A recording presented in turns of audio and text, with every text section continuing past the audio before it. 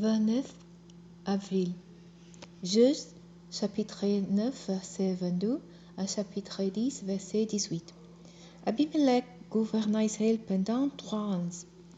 Après quoi, Dieu envoya ensuite des discours entre Abimelech et les notables de Sichem qui se révolteront contre Abimelech.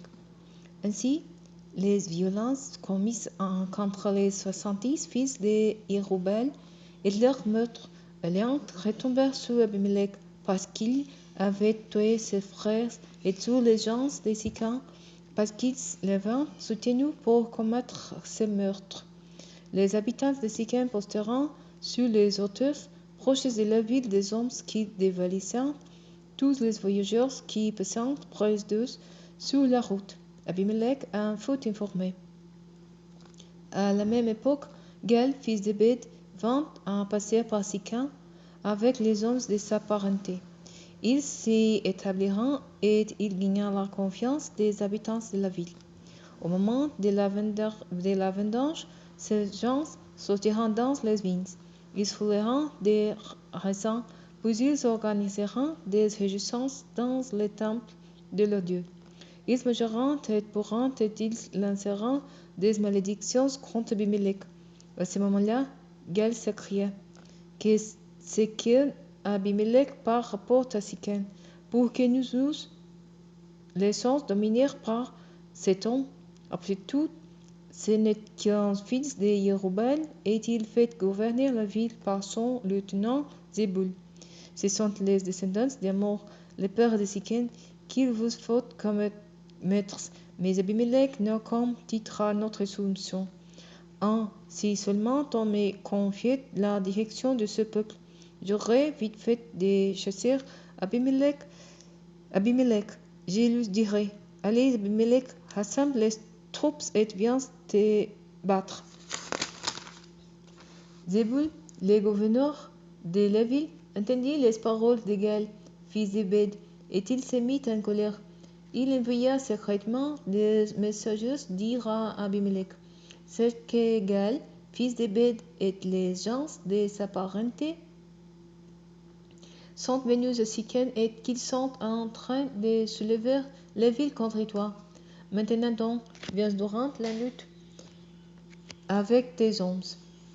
Vous mettrez en embuscade dans la campagne. Le matin, au lever du soleil, tu lanceras une attaque contre la ville. Lorsqu'Igel et ses hommes sortiront contre toi, tu sauras les trahir comme il convient. Abimelech et toutes ses troupes se déverront la nuit suivante et se mirent en embuscade en 4 groupes aux alentours de Sichem. Lorsqu'Igel sortit de la ville et vint s'installer à l'entrée devant la porte, Abimelech et ses hommes surgirent de l'endroit où ils se tenaient en embuscade. Gal vite et dit à Zébul: Voilà une troupe qui descend du haut des collines. Mais non, lui répondit Zébul, c'est l'ombre des collines que tu prends pour des hommes. Mais Gal insista: Si, regarde, c'est une troupe qui descend de la colline du milieu du pays, et une autre arrive par la route du chêne de devant. Alors Zébul dit: Où donc sont tes bus discours? N'as-tu pas dit? Qu'est-ce qu'un Abimelech pour que nous laissions dominer par lui? Et cette troupe, n'est-ce pas celle que tu préparais? Eh bien, chose maintenant, c'est le moment de te battre contre lui. Alors Gal conduisit les hommes de Sichem au combat contre Abimelech. Mais celui-ci les mit en fuite et se lança à sa poursuite. Beaucoup d'hommes tomberont jusqu'à la porte de la ville. Abimelech alla s'installer à la Roma, et Zébul expulsa Gal et les hommes de sa parenté de Sichem en leur interdisant de revenir. Le lendemain, les gens de Sichem se rendirent dans les champs. Abimelech en fut informé. Alors il réunit ses hommes, les répartit en 3 corps et les posta en embuscade dans la campagne. Dès qu'il vit les gens sortir de la ville, il se précipita sur eux et les tua. Les 112 groupes continuèrent les massacres dans la campagne. Abimelech et les siens virent prendre position à l'entrée de la ville. Il donna l'assaut et poursuivit son offensive durant toute la journée. Finalement, il s'empara de la ville et en massacra les habitants, puis il rasa la ville et répandit du sel sur son emplacement. Lorsque les habitants de Migdal-Siken apprirent ce qui s'était passé, ils allèrent tous se réfugier dans la crypte du temple du dieu Barit. On informa Abimelech que les habitants de Migdal-Siken s'étaient rassemblés. Il gravit des monts Salmon avec sa troupe, prit une hache et coupa une branche d'arbre qu'il plaça sur son épaule. Puis il ordonna à ses hommes, « Vous voyez ce que je viens de faire. Dépêchez-vous de faire la même chose. » Chacun coupa sa branche et suivit Abimelech. Ils allèrent entasser ces branches autour de la crypte du temple et l'incendièrent avec tous ceux qui s'y trouvèrent. Ainsi périrent aussi tous les habitants de Migdal-Siken, milliers d'hommes et de femmes. Après cela, Abimelech se dirigea sur Thébès. Il l'assigna et la prit d'assaut. Au milieu de la ville se trouvait un tour fortifié. Toute la population, hommes et femmes, courut s'y réfugier. Ils verrouillèrent les portes derrière eux et montèrent sur les toits de la tour. Abimelech parvint jusqu'à la tour et l'attaqua. Déjà, il s'approchait de l'entrée pour y mettre le feu, lorsqu'une femme lui lança un meule de moulin sur la tête, qui lui fractura le crâne. Aussitôt, il appela le jeune homme qui portait ses armes et lui ordonna, « Tire ton épée et tue-moi, pour que l'on ne puisse pas dire que c'est une femme qui m'a tué. » Alors son écriture le transperça et il mourut. Quand les hommes d'Israël virent qu'Abimelech était mort, ils s'en allèrent chacun chez soi. Ainsi Dieu fit retomber sur Abimelech toutes les mal qu'il avait commises à l'égard de son père, en toutes ses 70 frères. Il fit aussi retomber leurs crimes sur les gens de Sican. De cette manière se réalisa la malédiction que Jotham, fils de Jerubbaal, avait prononcée contre eux. Après la mort d'Abimelech, Shephuthela, fils de Poa et petit-fils de Dodo, de la tribu d'Issachar, qui entreprit de délivrer Israël. Il habitait à Samir, dans la région montagneuse d'Éphraïm.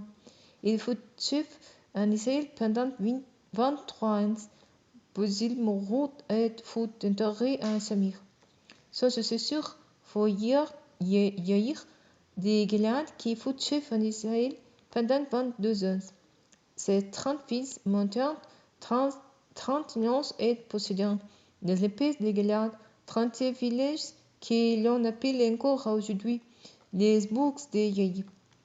Il mourut et fut enterré à Camon. Les Israélites recommenceront à faire ce que l'Éternel considère comme mal. Ils rendirent un culte aux Baals et aux Astartés, aux dieux de la Syrie, des Sidon, des Moab et à ceux des Ammonites et des Philistins. Ils abandonneront l'Éternel et ne lui rendiront plus de culte. Alors l'Éternel se mit en colère contre les Israélites et il les livra au pouvoir des Philistins et des Ammonites. À partir de cette année-là, ceux-ci opprimeront et maltraiteront les Israélites. Pour les Israélites qui habiteront à l'est du Jourdain, dans les pays des Amoréens en Galade, l'oppression dura 18 ans. Les Ammonites traverseront même les Jourdains pour attaquer les tribus de Juda, de Benjamin et d'Éphraïm. Israël fut dans une extrême détresse. Alors les Israélites implorèrent l'Éternel de les aider en confessant, « Nous avons péché contre toi, car nous avons abandonné notre Dieu et nous avons rendu un culte aux Baals. » L'Éternel leur répondit, « Ne vous ai-je pas délivré des Égyptiens, des Amoréens, des Ammonites et des Philistins? Et lorsque les Sidoniens, les Amalékites et les Maonites vous ont opprimés, et que vous avez imploré mon aide, ne vous ai-je pas délivré d'eux? Mais vous m'avez abandonné et vous avez adoré d'autres dieux. C'est pourquoi je ne viendrai plus à votre secours. Allez implorer les dieux que vous étiez choisis, qu'ils vous délivrent maintenant que vous êtes en détresse. Mais les Israélites plaidèrent avec l'Éternel, nous avons péché. Traitez-nous comme tous les trouvera bon, mais de grâce, élève-nous encore 7 points. Inspirant de paraître au milieu des dieux étrangers indifférents, de nouveau un culte à l'Éternel. Et l'Éternel ne peut pas supporter plus longtemps les souffrances d'Israël. Les Ammonites mobiliseront leurs troupes et priront position dans la région de Galaad. De leur côté, les Israélites rassembleront leurs forces et dresseront leur camp à Mispa. Alors les hommes et les chefs installés en Galaad se demanderont les uns aux autres, qui va lancer l'attaque contre les Ammonites. Celui qui les fera deviendra le chef de tous les habitants de Galaad.